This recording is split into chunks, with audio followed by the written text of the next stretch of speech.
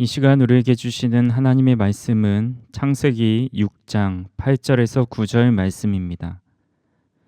그러나 노아는 여호와께 은혜를 입었더라. 이것이 노아의 족본이라. 노아는 의인이요 당대의 완전한 자라. 그는 하나님과 동행하였으며. 아멘. 오늘은 노아에 대해 말씀을 나눠보고자 합니다. 노아는 그를 모를 사람이 없을 정도로 유명한 성경 인물입니다. 노아는 아담으로부터 10대, 아담의 9대손으로 람եկ의 아들로 태어났습니다. 그의 이름의 뜻은 창세기 5장 29절에 나와 있습니다. 이름을 노아라 하여 이르되 여호와께서 땅을 저주하심으로 수고롭게 일하는 우리를 이 아들이 안위하리라 하였더라. 노아의 이름의 뜻은 위로자, 안식과 평안을 주는 자라는 뜻입니다. 그는 하나님이 인류를 심판하실 때 하나님께 은혜를 받아 심판을 면하고 인류를 이어갈 수 있었습니다. 오늘 노아가 살아왔던 시대의 배경과 그의 삶을 살펴보고자 합니다. 먼저 노아가 살았던 시대는 성경에서 가장 악한 시대였습니다. 창세기 6장 1절에서 2절 말씀을 보시면 사람이 땅 위에 번성하기 시작할 때에 그들에게 딸들이 나니 하나님의 아들들이 사람의 딸들의 아름다움을 보고 자기들이 좋아하는 모든 여자를 아내로 삼는지라.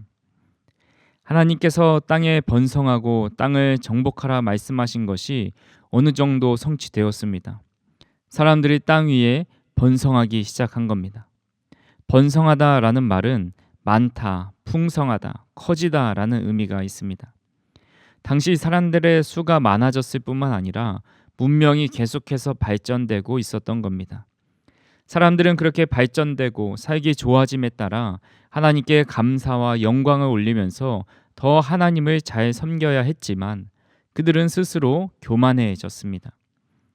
인류가 어떤 도구를 사용했는지에 따라서 인류의 역사를 나눕니다. 구석기, 신석기 시대, 이어서 청동기 시대, 철기 시대를 지났습니다.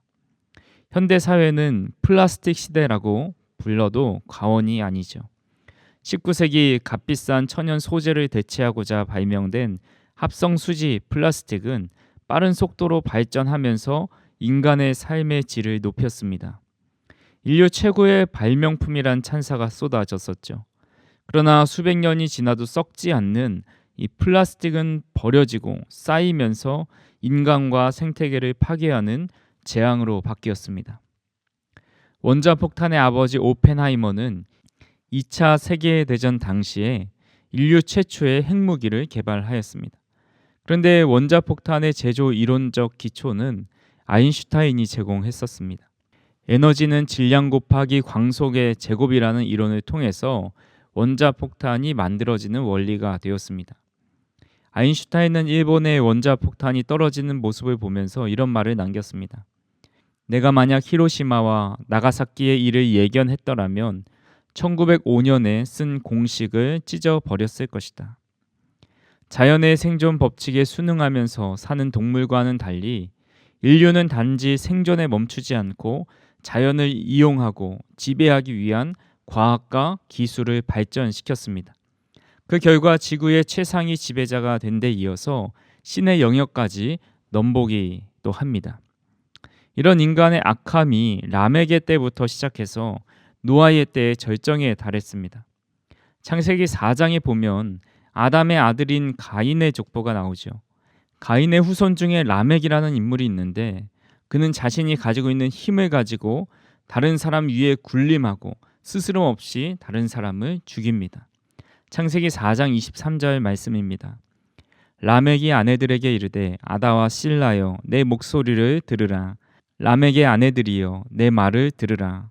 나의 상처로 말미암아 내가 사람을 죽였고 나의 상함으로 말미암아 소년을 죽였도다. 자신의 권세에 도전하는 자들은 폭력과 죽음으로 응징하겠다라는 말입니다. 힘으로 모든 것을 군림하는 이 시대에 악이 점점 자라나면서 노아의 시대에 정점을 찍습니다. 창세기 6장 11절에서 13절에 보면 부패하였다라는 표현이 3번이 등장하고 포악함이 땅에 가득했다라는 말이 2번 나옵니다. 제가 읽어보겠습니다. 그때에 온 땅이 하나님 앞에 부패하여 포악함이 땅에 가득한지라. 하나님이 보신즉 땅이 부패하였으니 이는 땅에서 모든 혈육 있는 자의 행위가 부패함이었더라. 하나님이 노아에게 이르시되 모든 혈육 있는 자의 포악함이 땅에 가득함으로 그 끝날이 내 앞에 이르렀으니 내가 그들을 땅과 함께 멸하리라. 11절 말씀을 메시지 성경으로 보면 세상은 이미 시궁창이 되어 있었고 악이 곳곳에 퍼져 있었다라고 표현합니다. 세번역 성경에서는 세상이 썩었고 무법천지가 되어 있었다라고 번역해 놓았습니다. 이런 시대의 특징은 강한 사람이 영웅이 되고 우상시 된다라는 겁니다. 창세기 6장 4절 말씀입니다. 당시의 땅에는 네피림이 있었고 그 후에도 하나님의 아들들이 사람의 딸들에게로 들어와 자식을 낳았으니 그들은 용사라 고대의 명성이 있는 사람들을 이었더라. 고대의 명성이 있는 사람들, 용사들이 고대의 명성이 있는 사람들이 됩니다. 네피림은 용사이고 거인입니다. 2절에 하나님의 아들들이 사람의 딸들과 결혼해서 낳은 용사들입니다. 또 그들의 후손들이 또 딸들에게 들어가서 자식을 낳고 또 용사는 고대의 명성이 있는 사람이 됩니다. 그들은 전쟁과 살육, 또 탐욕과 폭력이 횡행하는 현실을 살아갑니다. 여기서 하나님의 아들들이라는 표현은 여러 의미로 해석하지만 대표적으로 사회의 정신적 지도자들이나 신적 존재로 자신을 격상시킨 권력자들을 의미합니다. 하나님의 아들로 불렸던 신의 사제나 왕, 이런 모두 고대 사회에서의 최고 권력자였죠. 고대 중국에서도 마찬가지로 황제를 일컬어서 하늘의 아들, 천자라고 말을 했고, 일본도 메이지 유신 이후에 권력의 상징의 중심이 되었던 천황을 신의 아들 내지는 신 자체로 떠받들기도 했습니다. 최고 권력자로서의 하나님의 아들이라는 그 위상을 가진 이들은 지배자였던 것이죠.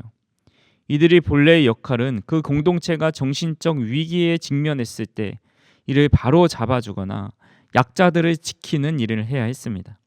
하지만 이들은 하나님의 아들이라는 이름을 내세워서 시대를 포악하게 만들었죠. 그들은 자신보다 약한 여인들을 욕망으로 취하고 힘을 위주로 사회를 이끌어가고 있는 겁니다. 자신의 명성을 뽐내고 영웅시하는 시대를 살아갔습니다. 이런 시대는 노아의 시대뿐만이 아닙니다. 우리가 지금 살아가는 시대도 권력자들은 자신의 안위만을 위해 살아갑니다. 자신의 정치 생명, 자신의 부귀 영화, 자신의 인기를 얼마나 유지하고 더 많이 누릴 수 있는지를 생각하면서 힘으로 약자 위에 군림합니다. 그래서 세상의 많은 사람들도 권력을 얻기를 원하고 명예를 얻기를 원하고 인기와 부를 얻기를 원합니다. 그것을 인생의 목표로 삼고 살아가는 것이죠. 만약 무지개 언약이 있지 않았더라면 우리 인류는 수도 없이 홍수로 심판을 받았을 겁니다. 다시는 홍수를 멸하지 않겠다는 언약이 있었기에 얼마나 큰 은혜 가운데 우리가 지금까지 보존되며 살아가고 있는지 모릅니다. 이런 시대적 상황 속에서 노아는 시대의 풍조를 따르지 않고 하나님을 온전히 섬긴 사람입니다. 오늘 본문은 9절 말씀을 읽어보겠습니다. 이것이 노아의 족본이라. 노아는 의인이요 당대의 완전한 자라. 그는 하나님과 동행하였으며. 노아는 의인이요 당대의 완전한 자요 하나님과 동행한 사람이었습니다. 성경에서 처음으로 의로운 사람이라고 기록한 인물이 노아이고 두 번째로 등장한 사람이 아브라함입니다. 하지만 로마서 3장 10절에 의하면 의인은 없나니 하나도 없다라고 기록하고 있습니다. 그렇게 노아는 성경을 기준으로 의인이 아니었습니다. 그럼에도 하나님은 그를 향해서 의인이라고 말씀하신 것은 죄가 없는 완전한 사람이라는 뜻이 아닙니다. 노아가 하나님 앞에 믿음으로 사는 사람이다라는 의미입니다. 다 죄에 무감각한 삶을 살아가는데 노아는 믿음으로 살아냈습니다. 노아가 보여준 믿음은 무엇일까요? 히브리서 기자는 이렇게 말합니다. 히브리서 11장 7절입니다. 믿음으로 노아는 아직 보이지 않는 일에 경고하심을 받아 경외함으로 방주를 준비하여 그 집을 구원하였으니 이로 말미암아 세상을 정죄하고 믿음을 따르는 의의 상속자가 되었느니라. 아멘. 아직 보이지 않는 일의 경고함을 받아서 경외함으로 방주를 준비한 것이 노아의 믿음입니다. 하나님께서 세상을 진멸하기 위해서 노아에게 배를 만들게 하시죠. 창세기 6장 14절에서 16절입니다. 너는 고페르 나무로 너를 위하여 방주를 만들되 그 안에 칸들을 막고 역청을 그 안팎에 칠하라. 내가 만들 방주는 이러하니 그 길이는 300규빗, 너비는 50규빗, 높이는 30규빗이라. 거기에 창을 내되 위에서부터 한 규빗에 내고 그 문은 옆으로 내고 상중하 3층으로 할지니라. 하나님께서는 노아에게 방주를 만들라고 말씀합니다. 그런데 그 규모가 상당하지요. 길이는 300규빗, 너비는 50규빗, 높이는 30규빗입니다. 미터로 환산하면 가로가 135미터, 세로가 22.5미터, 높이가 13.5미터입니다. 가족만 탈 수 있는 작은 배가 아니라 모든 각기 동물의 종류별로 태울 수 있는 큰 크기로 만들었습니다. 학자들 사이에서 노아의 방주는 길게는 120년, 짧게는 7, 80년이 걸렸다고 말합니다. 노아의 방주 제작 기간을 구체적으로는 알 수 없지만 수십 년에서 100년이 넘는 기간 동안 노아는 믿음으로 방주를 만들었다는 사실입니다. 이렇게 긴 시간 동안 방주를 만든다는 것은 확실한 믿음이 없이는 불가능한 일이지요. 아마추어 발명가들이 흔히 저지르는 실수 중에 하나가 순간적인 번뜩임이 발명의 전부라고 생각한다는 겁니다. 그 이유는 대부분 우연히 길을 가다가 힌트를 발견하거나 갑자기 번개를 맞은 것처럼 새로운 아이디어가 튀어나와서 그것을 만들어낸 이야기가 있기 때문입니다. 물론 순간적인 번뜩임으로 발명을 승화시켜 성공을 거두기도 하죠. 그러나 더 많은 발명품들은 오랜 시간 동안 끈질기게 추적하고 싸운 끝에 얻은 결과물일 때가 많이 있습니다. 우리가 잘 알고 있는 최고의 발명한 에디슨이 남긴 유명한 말이 있죠. 천재는 1%의 영감과 99%의 노력으로 만들어진다. 그의 삶을 보면 그가 성공을 얻기 위해서 얼마나 많은 노력을 기울였는지 알 수 있습니다. 에디슨이 전구를 발명한 사실은 아주 잘 알려져 있지만 그가 전구를 발명하기 위해서 한 그 일은 잘 알려져 있지 않습니다. 에디슨이 전구를 발명하면서 가장 고충을 겪었던 것은 필라멘트의 소재를 찾는 일이었습니다. 필라멘트는 빛을 내는 가장 중요한 소재였기 때문에 이 문제만 해결되면 발명의 70%는 성공한 것이나 마찬가지였죠. 그가 적당한 필라멘트 재료를 찾기 위해 수집한 재료는 무려 1만 종에 달한다고 합니다. 금속 재료만도 6,000종, 동물성 재료 2,000종, 식물성 재료 2,000종 등이 있습니다. 이 중에는 동물의 털, 새의 깃털, 대나무의 속살, 열대 지방에서만 자라는 희귀한 식물의 줄기까지 그야말로 없는 것이 없을 정도였다고 합니다. 오죽하면 그의 실험실을 방문한 사람이 여기 박물관이냐며 그렇게 혀를 내둘렀다라고 합니다. 그는 이 재료들을 모두 일일이 하나하나 실험을 해가지고 다른 재료와 비교하기를 반복했습니다. 적어도 1만 번의 실험을 한 겁니다. 누군가가 그에게 왜 이렇게 많은 재료를 시험하느냐라고 물었을 때 그의 대답은 아주 간단했습니다. 내가 찾지 못한 것 중에 더 좋은 재료가 있으면 어떡합니까? 지금 쓰고 있는 재료가 어쩌면 120번째로 적합한 재료에 불과할지도 모르잖아요. 최고의 재료를 찾지 못하면 의미가 없기 때문입니다. 최고의 결과를 얻기 위해서 1만 가지의 재료를 모으고 1만 번의 실험을 하는 수고를 마다하지 않은 겁니다. 결국 그는 1만 개의 재료 중에서 가장 좋은 금속 재료를 찾아냈고 인류에게 귀한 전기불이라는 선물을 안겨주었습니다. 식물 품종 개량의 아버지로 불리는 루서 버뱅크라는 분도 참 많은 것을 수집한 분입니다. 그가 오랜 기간 동안 매달려 온 일은 새로운 딸기 품종을 개발하는 겁니다. 그는 많은 품종의 딸기를 일일이 교배해보다가 크고 육질이 좋은 품종을 만들었습니다. 그가 이 작업에 동원한 딸기 품종은 무려 80만 5천 종에 달한다고 합니다. 이렇게 끈질긴 싸움을 하는 이유는 자신이 발명하고 연구하고 있는 것에 대한 믿음이 있기 때문입니다. 하지만 될까 안 될까 믿음이 없다면 몇 번 해보다가 실패하면 그만두게 됩니다. 저는 이렇게 자신의 신념과 아이디어에 대한 믿음이 하나님을 향한 믿음에도 적용된다고 생각을 합니다.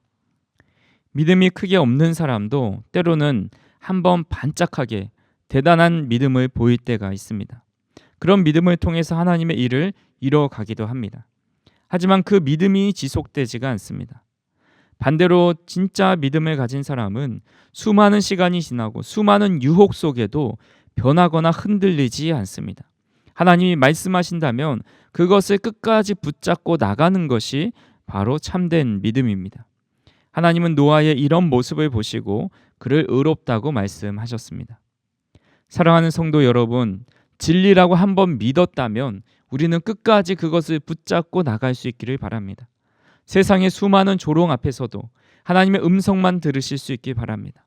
하나님의 말씀만 믿고 믿음의 길을 걸어가서 믿음으로 의롭다함을 받을 수 있는 저와 우리 성도님들이 되시기를 주님의 이름으로 축원합니다. 두 번째로 노아는 완전한 자였다라는 겁니다. 완전한 자도 마찬가지로 노아에게 아무런 흠과 티가 전혀 없는 그런 도덕적인 완전함을 의미하지 않습니다. 노아도 흠이 있던 사람이죠. 우리가 잘 아는 대로 홍수 심판 이후에 노아가 포도 농사를 짓고 술에 취해 나체로 잠이 듭니다. 이 모습을 보고 함이 아버지를 조롱했고 셈과 야벳은 뒷걸음치면서 아버지에게 옷을 가져다가 덮어 주었습니다. 노아는 술이 깨고 일어나서 자신을 조롱한 함을 저주하기까지 합니다. 노아도 실수가 있었지만 성경은 그를 완전한 자로 평가합니다. 성경은 왜 노아를 완전하다라고 말했을까요? 완전한이라는 말은 레위기에서 흠없는 예물을 하나님께 드릴 때 사용하던 단어입니다. 즉 노아는 자신의 삶을 하나님께 흠없는 제물로 드리기를 원하는 자였다라는 겁니다. 그런 노아의 삶은 홍수 심판이 그치고 나오자마자 하나님 앞에 번제를 드리는 모습을 통해 알 수 있습니다.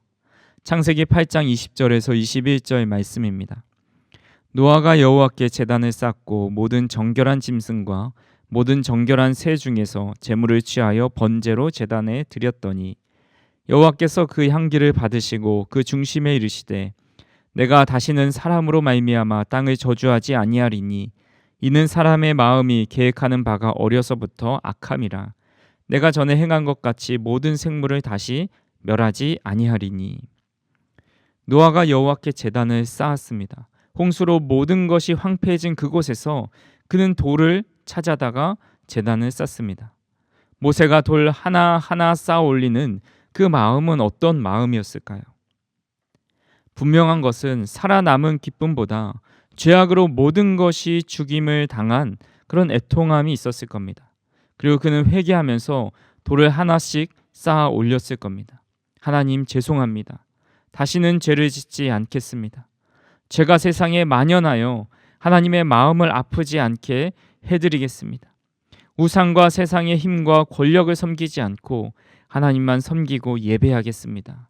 그런 마음으로 제단을 쌓았을 겁니다. 노아는 심판을 받을 만한 이유가 없었지만 자신이 죄를 지은 것처럼 모든 사람을 대변해서 회개하는 마음으로 제단을 쌓았을 겁니다. 하나님 앞에 거룩하고 흠없게 살기를 원하는 그 마음을 보시고 완전한 자라고 칭찬을 해주신 겁니다. 하나님께서 아브라함과 언약을 맺을 때도 이렇게 말씀하셨습니다. 창세기 17장 1절 말씀에 아브라함이 99세 때에 여호와께서 아브라함에게 나타나서 그에게 이르시되 나는 전능한 하나님이라 너는 내 앞에서 행하여 완전하라. 아브라함에게 완전함을 요구하십니다. 여기서 완전하라라는 말이 노아에게 사용되었던 완전한 자라는 말의 뜻과 같습니다. 그런데 이 완전함에 이르기 위해서 앞에 두 가지를 말씀하시죠. 첫 번째는 내 앞에서이고 두 번째는 행하여입니다. 내 앞에서라는 말은 시간과 공간의 제약을 두지 말라는 뜻입니다. 우리 인간은 시간과 공간의 제약을 받으면서 살아가기 때문에 하나님을 찾을 때도 특정한 시간과 특정한 공간에서만 찾습니다. 하나님이 필요할 때, 하나님께 예배를 드릴 때, 간절하게 도움이 필요할 때만 하나님을 찾습니다. 그리고 교회나 기도하는 공간에서만 찾습니다.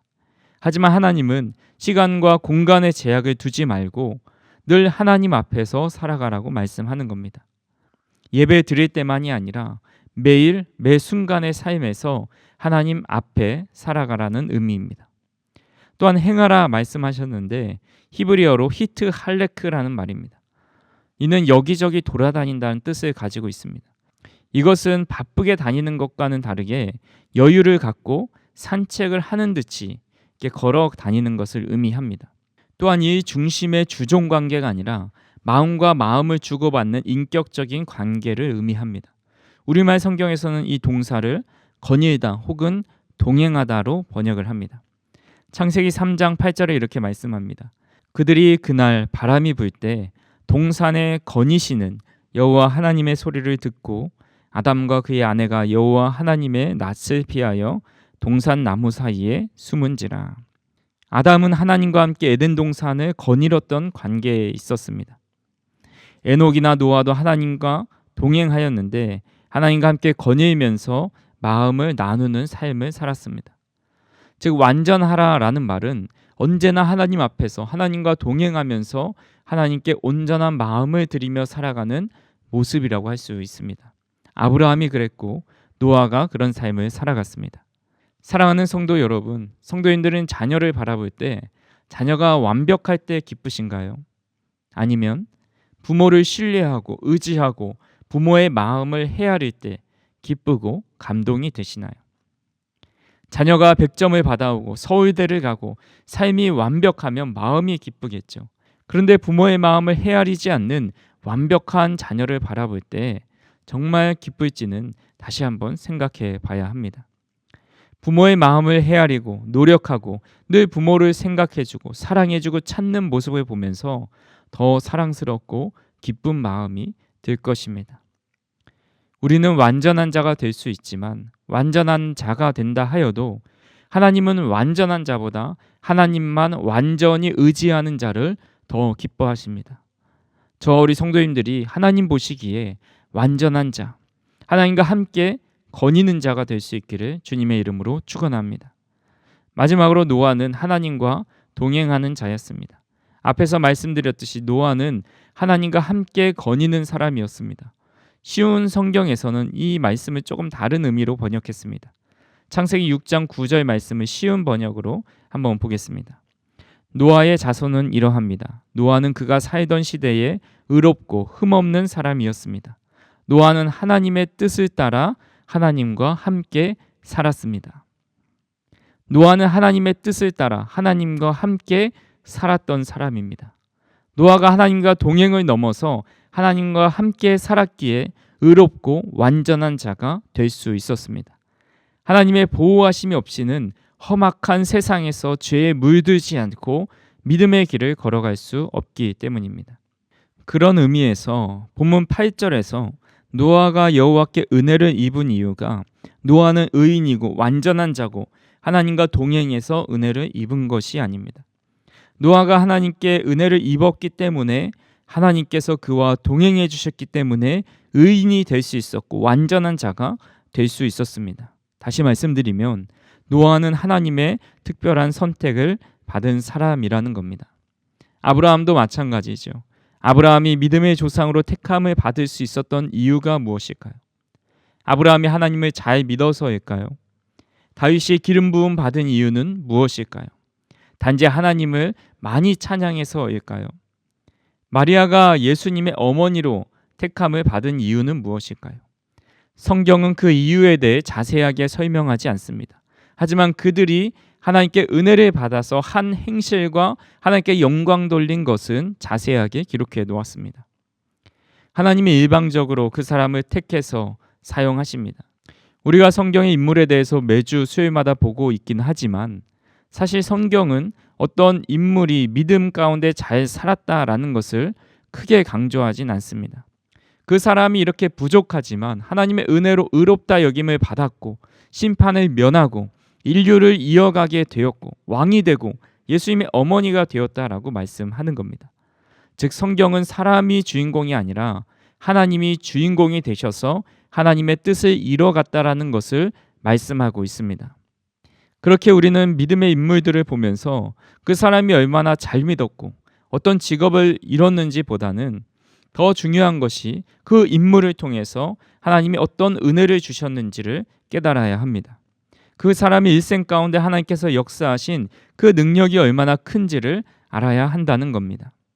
그리고 이런 인물들의 삶을 보면서 나는 왜 이렇게 사용하지 않으실까? 난 왜 특별히 택하지 않으셨을까를 생각하는 것이 아니라 예수 그리스도를 통해서 은혜의 시대에 우리를 하나님의 자녀로 택하셨다라는 그 믿음과 하나님의 사랑을 더 깊이 깨달을 수 있어야 합니다. 그렇게 간절히 바라기는 노아를 택하시고 아브라함을 택하신 것 참 귀하지만 이 세상에서 나를 하나님의 자녀로 택해 주셨다라는 사실이 얼마나 크고 더 놀라운 은혜인지를 깨달을 수 있는 저와 우리 성도님들이 되기를 간절히 소망합니다. 우리는 오늘 말씀을 통해서 노아는 하나님의 은혜를 입어서 이 험한 세상 속에서도 의인이요 완전한 자로 하나님과 동행했다라는 것을 깨닫게 되었습니다. 노아에게 임한 하나님의 은혜가 오늘 우리에게도 임할 수 있기를 간절히 소망합니다. 하나님께서 우리를 택하셔서 하나님의 자녀 삼으셔서 우리는 이 세상에서 믿음을 붙잡고 누구보다 주님을 더 사랑하고 하나님과 동행하며 살아갈 수 있는 저와 우리 성도님들이 되기를 주님의 이름으로 축원합니다. 사랑과 은혜가 풍성하신 하나님, 하나님께 은혜를 받을 자격조차 이유조차 없는 저희들을 구원의 방주에 오를 수 있는 특별한 은혜를 주시니 감사합니다. 하나님께서 저희들의 삶에 은혜를 베풀어 주셔서 험하고 악한 이 세상 속에서 의로운 자로 완전한 자로 하나님과 동행하는 자로 살아갈 수 있도록 인도하여 주시옵소서. 예수님의 이름으로 기도하옵나이다. 아멘.